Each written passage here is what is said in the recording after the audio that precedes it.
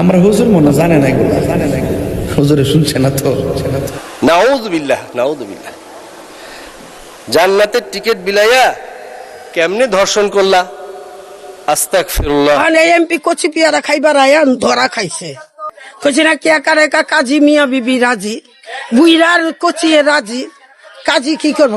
খাইলে কচি আম খামু, কচি পিয়ারা লোভ দিছে এমপির খাতায় তোর মারে বহায়া দিমু, এই জন্য ছেড়ি পাইতা দিছে। আসসালামু আলাইকুম রহমতুল্লাহি আবরাকাতুহ। সম্মানিত দর্শক, জান্নাতের টিকিট বিলাইয়া কিভাবে ধর্ষণ করলা? সংসদে এমনই প্রশ্ন ছুড়লেন বিএনপির এক এমপি। তাতে করেই সংসদে তুমুল উত্তেজনার সৃষ্টি হয়। আর সে সকল উত্তেজনার ভিড়ে আরও একটি সিসিটিভির ফুটেজ ফাঁস হয় সেই জামাত ইসলামের এমপির। সেটিতে দেখা যায় প্রকাশ্যে একজন নারীর সাথে আপত্তিকর অবস্থায়। এটি নিয়ে আবারও সোশ্যাল মিডিয়ায় তুমুল ঝগড়া। দর্শক, বিস্তারিত দেখবেন আজকের এই ভিডিওতে। গুরুত্বপূর্ণ ভিডিওটি দেখার জন্য সকল কোনো সেরকম নিত্য নতুন ভিডিও পেতে অবশ্যই চ্যানেলটিকে সাবস্ক্রাইব করে পাশে রাখা বেল বাটনটি অন করে দেবেন প্রত্যেক মুহূর্তের আপডেট নিউজগুলো পাওয়ার জন্য। তো দর্শক, একের পরে এক বিস্তারিত সম্পূর্ণ ভিডিওটি চলুন আমরা স্ক্রিনে দেখে আসি। কচি না কে কারে কা কাজী মিয়া বিবি রাজি, বুইরার কচিয়ে রাজি, কাজী কি করবো? খাইলে কচি আম খামু, কচি পিয়ারা লোভ দিছে এমপির খাতায় তোর মারে বহায়া দিমু, এই জন্য ছেড়ি পাইতা দিছে। মেয়ে যদি ভালো হইতো ছেলেটা ধরছে, এই চল তুমি বুইরা বেটা মারে ধরবাকে, মেয়ে তো খারাপ। আতিকের মা শরীফের মা আতিকের বউ সব জানে এই ঘরের মধ্যে ঘটনা ঘটছে।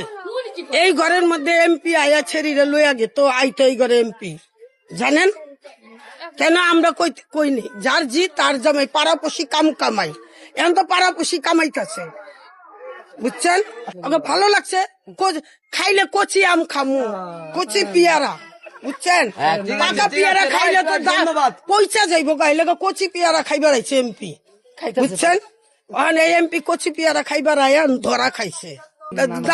দাদা লাগে হয় না তো, লোভ দিছে বাড়ি দিমু, গাড়ি দিমু, টাকা দিমু, পয়সা দিমু, ধন দিমু, দৌলত দিমু, এমপির খাতায় তোর মারে বহায়া দিমু, এই জন্য ছেড়ি পাইতা দিছে।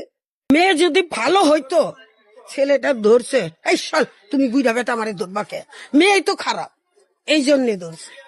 মেয়ে রাজি, কচি না কে কারে কা কাজী মিয়া বিবি রাজি, বুইরার কচিয়ে রাজি, কাজী কি করবো? কাজী লাগবো না তো, আপনারা মাইকে উলাই দিলে কি হবে? বুঝছেন? এক নম্বর এই ঘরে ঘটনা ঘটছে, এই ঘরে ঘটছে, হ্যাঁ এই ঘরটা, হ্যাঁ ওই পাশটা ওই ঘরটা তো না তালা লাগা, এগুলোকে ক্যাচার হয়েছে, হ্যাঁ বাড়িয়ালি লগে ক্যাচার হয়েছে, তালা লাগে চলে গেছে। তরকারি বেচত বেনের মধ্যে, এই তরকারি বেচতে বেচতে এখন এই ছোট দোকান করছে, এই ছোট দোকান কইরা এখন এত বড় হয়েছে। আর কেমনে বড় হয়েছে এটা তো আমরা জানি না। এখন শুনতাছি এমপির লগে এরকম আর মাইয়ের লগে এম সম্ভব হয়েছে। এখানে আইতো গাড়ি লয়া আইতো, গাড়ির মধ্যে জামাই বউ সব মিললে বয়া দয়া যাইতো, এগুলা দেখতো পুরো পরিবার। হ্যাঁ বেশ এইটাই দেই। এখন কিছুদিন দুই দিন পরে শুনতাছি এই ঘটনাটা। এই ঘরে ভাড়া আসিল, এই ঘর দিয়ে ভাড়া হয়ে আবার কোনানে ঘর নিছে, ওইখানে গেছে, ওইখান দিয়ে আবার শুনতাছি এই ঘটনাটা। আর কোন আবার 16 তারিখে বলে একটা বিয়ে হয়েছে বিদেশের পুলার লগে, বিদেশের পুলা। হ্যাঁ আমরা এখানে মানুষ থেকে শুনতাছি, মানে যে মাসুম সাহেবের মেয়ের সাথে আর একটা বিয়ে হয়েছে, ওর পরে ওই বিয়ে হয়ে ওর পরে এমপির লগে হয়েছে। এটা আপনি কি মানে এখানে আপনি এলাকা ভিত্তিক কথা শুনছেন? এই এলাকার নাউযুবিল্লাহ, নাউযুবিল্লাহ। কিন্তু প্রমাণ নাই। না জান্নাতের টিকিট বিলাইয়া কেমনে ধর্ষণ করলা? 16 তারিখে বলে। আস্তাগফিরুল্লাহ, আস্তাগফিরুল্লাহ। মাননীয় স্পিকার, मैं शायर तो नहीं मगर ए जशी जब से देखा। আর সামনে গেলাম না মাননীয় স্পিকার, এখানে অনেক সময় শের ও শায়েরির ব্যাপারে কথাবার্তা হয়, তো সেজন্য একটু ছিটে ফোটা টাচ করা। মাননীয় স্পিকার, আত্মসমালোচনার কথা বলছিলাম, আমি শুধু এক পাশে প্রশংসা আরেক পাশে তিরস্কার এরকম করব না মাননীয় স্পিকার।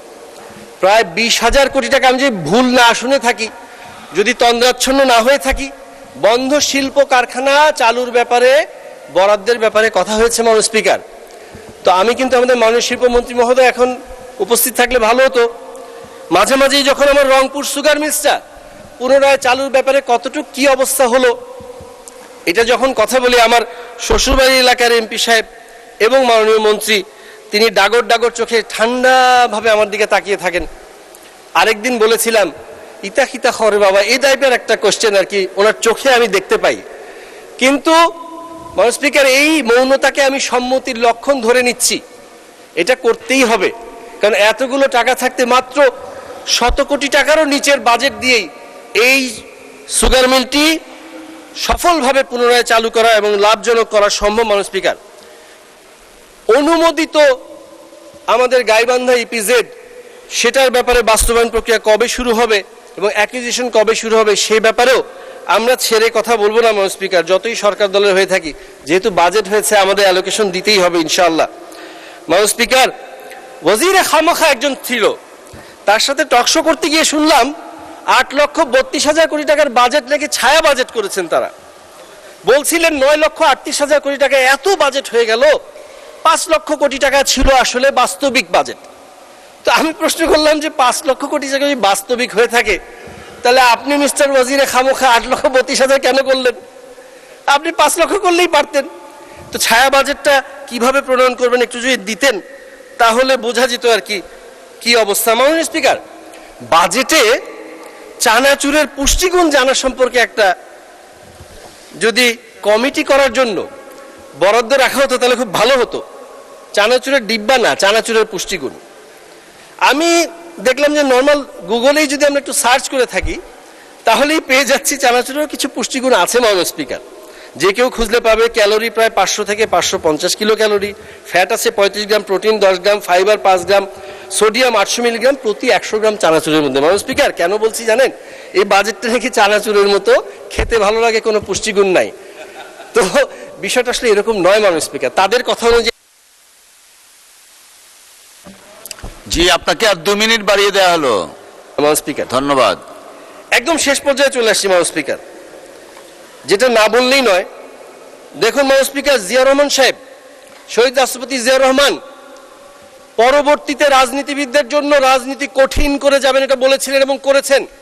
বীর দর্পে ছুটে চলেছেন, তরুণ যুব সমাজকে নিয়ে খাল খনন থেকে শুরু করে অন্যান্য সমস্ত কার্যক্রম বাস্তবায়নের জন্য আনাচে কানাচে ছুটে বেরিয়েছেন।